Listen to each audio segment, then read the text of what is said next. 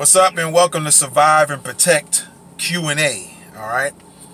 I got an email probably about a month ago from a girl who I think is between 13 and 16 years old, and for that purpose alone, I'm not going to put out the girl's name or, of course, not an email address or anything like that, because we don't want any knuckleheads sending this girl an email back or protecting her age, since she when I communicated with her, I think she said she was 16, but I could be wrong, so I say between 13 and 16.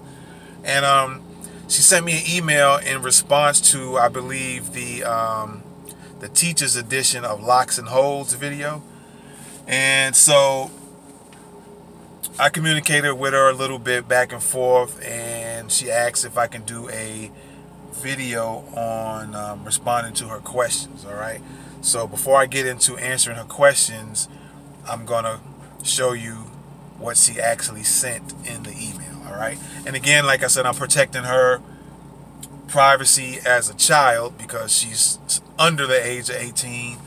Even though she gave me permission to say her name and stuff like that, I'm not going to do that. I'm going to protect this girl and not give out any information. We don't even know if the parents or guardian, whoever that may be, even knows about the email. So for that purpose as well, I'm not going to go ahead with any further information, but I will give you the question that she asked, and then I'll give my response. All right.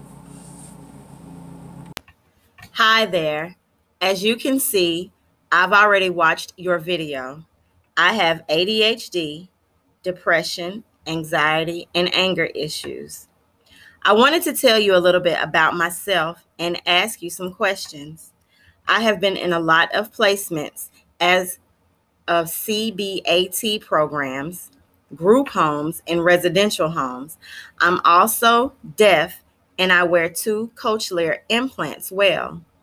And when I was living there, I got restrained every day because I always hurt myself. And I don't understand that's to keep me safe. But they would sometimes restrain me for hours, and they did it really tight on me, even if I wasn't resisting. And I was hoping if you could maybe make a video for me, of course, YouTube, by answering my questions. And I was hoping you could email me too. My questions are: why do some people restrain kids so tight and some others do it light?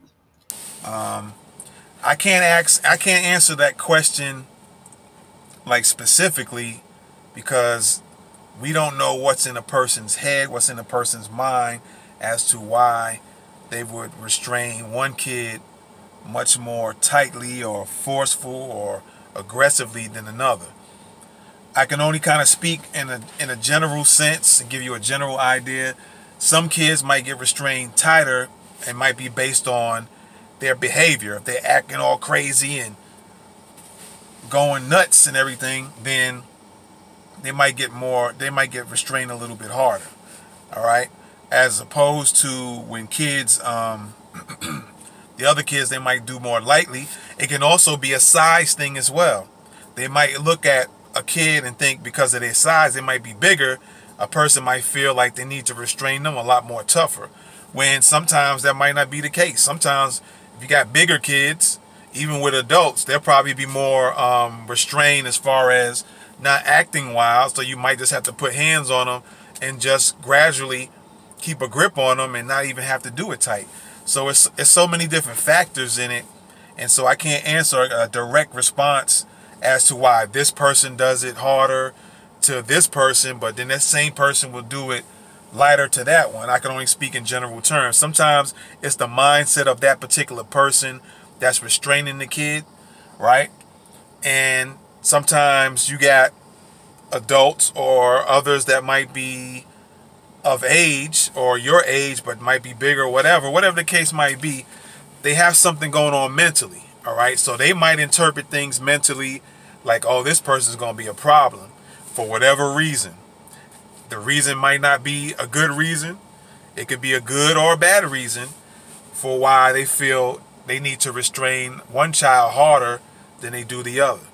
But in a general sense, generally, maybe, with some people, you might look at a bigger child and figure that, well, this child might need to get restrained a little bit harder because they too big. And I don't want them to start going crazy on me, and then they end up tearing me up. And they might look at a little kid and think, oh, it's nothing with them. I just hold on to them. They're not that strong. So, which can be actually the opposite. You can have a little child or a lighter child might be the more aggressive one, and the bigger one might be the actual one that's weaker. So, I can't answer that directly, but that's my best answer to that particular question. Does the boys have any behavior issues like me? Now, in the video, they were just more or less doing some acting, if you want to say that, with some actual real acting per se, because I wanted them to be a little bit aggressive so I can restrain them a little bit aggressively. That way I can show and ask them actually why, do they feel any pain? If they do, where they feel it at what point do they feel it? So in the actual video, it wasn't that they was being aggressive and acting crazy on the video. I wanted them to do that. So teachers especially, or adults in that field of teaching, can see that if they do the same restraint holds, they'll know in their mind that, in a general sense, that this is what will happen if you do it, this restraint one way or aggressively. You're going to know your child that you're doing that restraint hold on is going to feel how much pain they're going to feel or how much pain they're not going to feel. But generally speaking, the two kids in my in that video, on a regular day-to-day basis, they don't have any behavior issues. I haven't heard anything in regards to they being bad in school or nothing like that. So the answer to that question is no, they don't have any behavior issues. But to respond to what you said do they have behavior issues like you? You don't have to have any behavior issues. You just got to understand there's things you can't do or things you shouldn't do, things you should or you could do. And it doesn't make you a bad person as well, or that you have some major behavior issues. If you have something going on medically and you know that, then you got to go take the proper precautions. If it's medicine, if it's some counseling or anything like that, then by all means you should go take it. But that would be up to your guardian to figure that out. But if you know what you need, you just know what you need, and you can always relay that to your parent or guardian, all right? But the answer to that question is no, they don't have any behavior issues, nothing major that would cause me or anybody else to really come and grab them real hard and restrain them down. Actually, every now and then I probably play fight with these boys a little bit to keep them prepared mentally as well as physical skills, because every now and then I might show them a little self-defense skills here and there, so they'll be prepared in case they actually have to deal with this in the street. But they don't have any behavior issues. Have they ever experienced getting restrained anywhere? Not like training. I mean like actual restraint. Nope, they haven't been restrained anywhere else in like real life or any reason. Like I said, and the question before that is that they don't have any issues or haven't done anything to really get restrained for any reason. All right, so the answer to that is no, they haven't really got restrained outside of training with me, or maybe amongst themselves, even playing around, fighting and training. They haven't been restrained in any real situation where there needed some intervention took place. So no there. Why did you restrain Down syndrome adults? Like, were they hurting themselves? If yes, what were they doing? Well, some of the Down syndrome adults had other issues as well. Some of them were, at the time when this is some years back, at the time that I worked at this facility in New York, they were a lot older than me. They was like 25, 30, and I was probably like 19 at the time. And so they were older than me, but their behavior was more like childlike. So you can imagine a 30-year-old maybe with the physical strength a little bit of someone in a 30-year-old range or a 25-year-old range, but mentally anything can set them off because they still had kind of a child, like some of them anyway, had a childlike mindset. And you could tell them no, they wasn't supposed to eat something, or no, they can't go this and do this right now, and they'll quickly get upset. And there were two or three adults that were living at the facility, that two are female that I can remember, and one was a male. And actually there was another male, it was a black male, and I don't know, I can't remember his name, but I think he was in the 25 year range, 21 to 25. Like I said, at the time I was 19 or 19, 20 or somewhere around there. But I think all of them were older than me, and when I worked at the facility. And so you had one in particular that was known to just, they say he was real quick, but he was just so short. He probably was 5 foot or less. And I think his name was Roland, but everybody called him Rolly because he used to refer to himself as Rolly. So we would call him Rolly or Roland. And sometimes he would, if he'll get upset, like for instance, we'll be sitting at a dinner table where everybody's eating, and if he wanted a particular food, he'll point at it, and if he didn't get that food within 5 seconds, like if it was a biscuit he wanted, but he had to wait his turn, so we might tell him, hold on, Rolly, we give it to you in a minute. And then he'll start getting mad, he'll start making a sound, and the person that was closest to him, his hands were so quick, he's slow as far as moving, but his hands would be so quick that he'll slap somebody real quick, or he'll grab somebody in the face and try to, and he had, his nails were long, so you can just imagine him grabbing somebody, he'll try to scratch them. So you have to be very aware, and that would definitely, when it came to me, it developed my awareness skills, because you got to watch him real close. The moment you see that he was getting upset, you had to get near him real quick and prevent him from moving, where you have to pretty much keep your arm an inch or two away from him, because as soon as his arm moves, you could be able to block it from him hitting somebody, or him hitting me or somebody else. So that would have been one reason to restrain him. And then we had two girls, but one of them, I say girls, but they were grown women. But another one, I think her name was Annette, and she was more mobile, and she'll get upset and she'll run up to you and start trying to box you a little bit. And so you had to be careful with her. And then the other one, she was slow. I forget her name, but she, as far as movement wise, she couldn't do all the running around and stuff like Annette could. But she'll walk, and she'll walk at a kind of semi-fast pace. And if she was upset, she'll walk towards you. But she wasn't fast with her hands. But when she gets the hands on you, she was pretty strong. So we had to, if she got upset with another of the other adults that lived there, or with an employee who worked there, you had to restrain her. And there were some that some of them do get upset, and they would grab their hair. So that would be another reason why we would have to have restrained them. I think there were several of them like that. When they got upset or got highly frustrated, they would grab themselves out of frustration and be pulling on their hair or pull on their skin.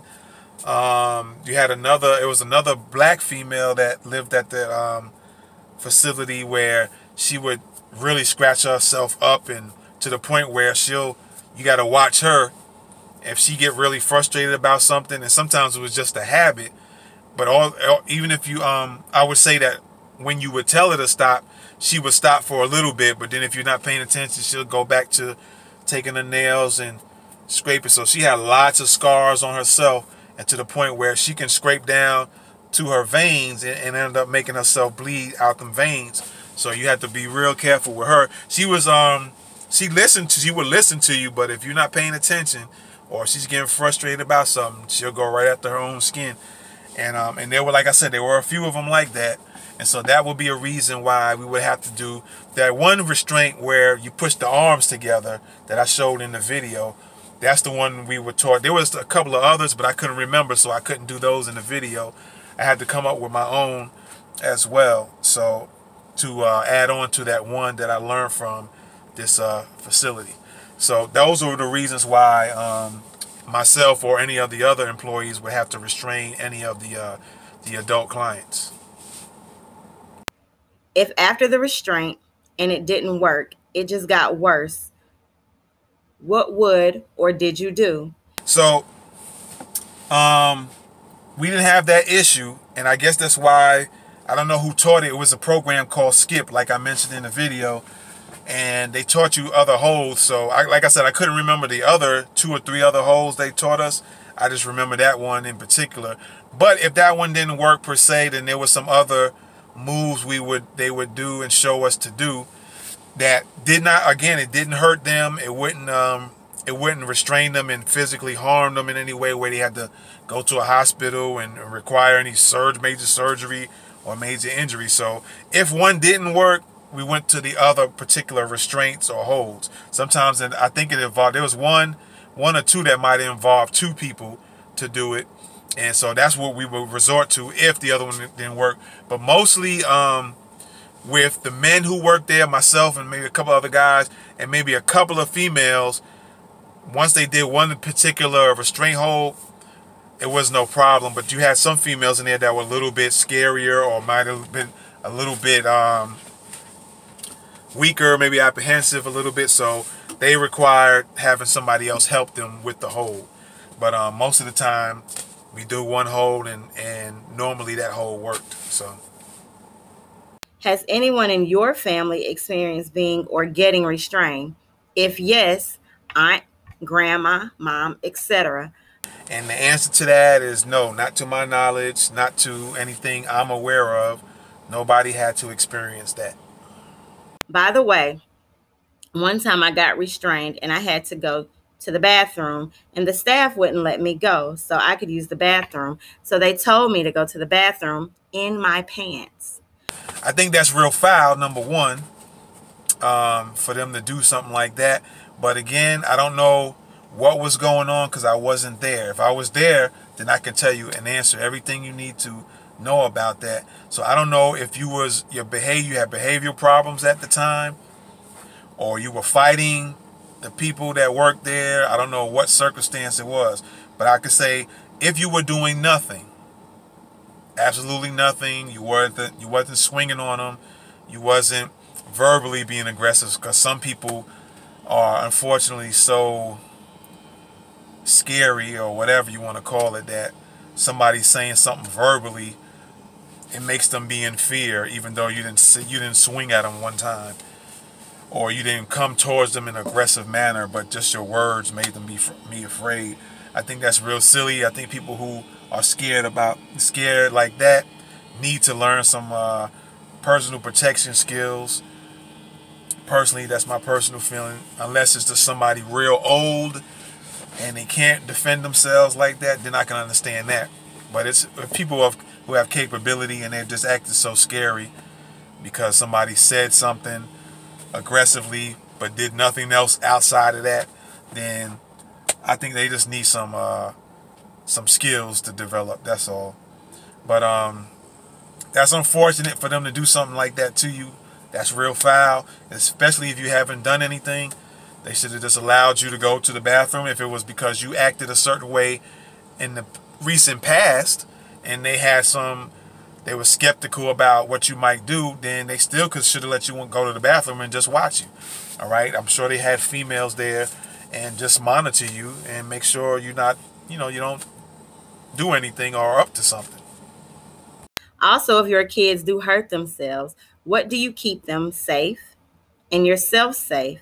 If they don't stop, what to do then?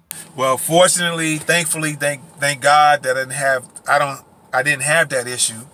I don't have any small kids now, but I could very well end up having grandkids or smaller baby cousins, and if they were in my presence, I don't think I would still have an issue with it. And being that I know what I know as far as self-defense or self-protection personal protection skills, and the age of the child, I wouldn't do too much because, again, I'm so big, I would be so big to them that I can hurt them. So it wouldn't be too much worries on my half. But if they were to hurt themselves, I would just do things to prevent them from hurting themselves. All right, even if it's just a matter of pushing their hand out the way for a small child, 3, 5 years old. If they're a little bit older and they were to hurt themselves, it'll just be based on their age bracket and what it is that they're doing. Because sometimes, or most times, all you got to do is verbally tell them something, and that will stop the whole thing. If I had to get physical with them, again, it'd just be based on their age group. There's no need to get super aggressive and crazy with grabbing a little 3-year-old like you grabbing a 50-year-old man. That's ridiculous. All right. And the same thing with if they were teenagers. It'll just be based on what they're doing, what level of aggressiveness they're presenting, either towards me, or towards damaging themselves, harming themselves or others. All right. But fortunately, I hadn't had to go through that even when I was younger, but an adult, but had little cousins and stuff like that, or my children when they were little. I didn't have those issues, so it's not too much I can answer on that front, except that it'll just be based on their age group and what it is that they're doing at the time that could be dangerous towards themselves or towards me or to somebody else. So based on those factors, or at least some of those factors, would determine how aggressive I am, what type of restraint holds or locks I would do to them, and that would be that pretty much. If they don't hurt themselves, but if you did have a kid, what would you do to keep them safe and yourself safe? And if it didn't stop, what would you do afterwards? Again, that's similar to the same question you sent before this one. And again, it's just based on what it is they're doing, what age group we're talking about, and again, what they're doing towards me, if it's aggression towards me, towards somebody else, another family member, towards harming themselves, how big, how small they are, what age group they are. Those factors will determine what I would do. I can't give you one answer like I would do this or I would do that. It'll just be based on what they're doing at the time. Again, their age bracket, what age they are, how big if they're a big kid, a small kid. Again, who they going after, because me, I might, if they're coming towards me in an aggressive manner, I might have little simple stuff I can do. I can just simply, sometimes it could just, for me, it could just be moving out the way. And if they were coming after me with aggression or physically or with a weapon or something like that, it might just take me moving out the way in a certain way that takes them off balance, and that's all it would take, right? And if they were attacking others, I might have to take another approach. So it's just different things. It's hard to just give you one answer that's going to cover everything, because real life, real situations aren't like that, and I don't think you should train just to think, well, we'll do this and this is going to work for everything. In some situations, you can do similar, you can use similar strategies and similar tactics physically that can work and cover a lot of different situations. But then as things evolve and things change, you got to kind of adapt. And so I don't have any one answer to that question. All right. So I want to thank you for those questions, and I hope in your life situations get better. Again, I'm not going to say your name on video, and because of your age that you told me, and really didn't get any permission, even though you said it was okay, from whoever's your guardian. So I'm not going to do that unless I really can verify that it was okay. But I definitely hope that things get better with you if you're still in a group home. And I hope that if you realize that there's some behavior changes you need to make, that you make those changes, that you start understanding where you're going wrong, or that somebody can explain it to you to the way you can understand it, and things get better for you in your life, so you don't have to go through a bunch of nonsense that you said you had to go through with being restrained real aggressively, especially if you're not being an aggressive person towards anybody. All right, so, but I thank you for the questions. If you have any other questions, send me some emails. And if any of you guys have any questions in relation to the Survive and Protect channel, whether it's locks and holds, if you want to know some other moves or anything like that, some moves per se, techniques, I put those in quotes because I'm not too fond of a technique. All right. I'm more into principles and strategies and different tactics and methods, not anything technique-ish. All right. So, if any of you guys have any questions, feel free to email me as well. If you don't want to do that, you can always respond under the video, under the description area. Send your responses, man. And again, I'm going to be coming with some other videos pretty soon. All right. So I'm always open for you guys or for any suggestions, comments, etc., etc. All right. So with that being said, I want y'all to always remember to be aware, watch the hands of a person, and have a plan. All right. I'm out. Survive and protect. Peace.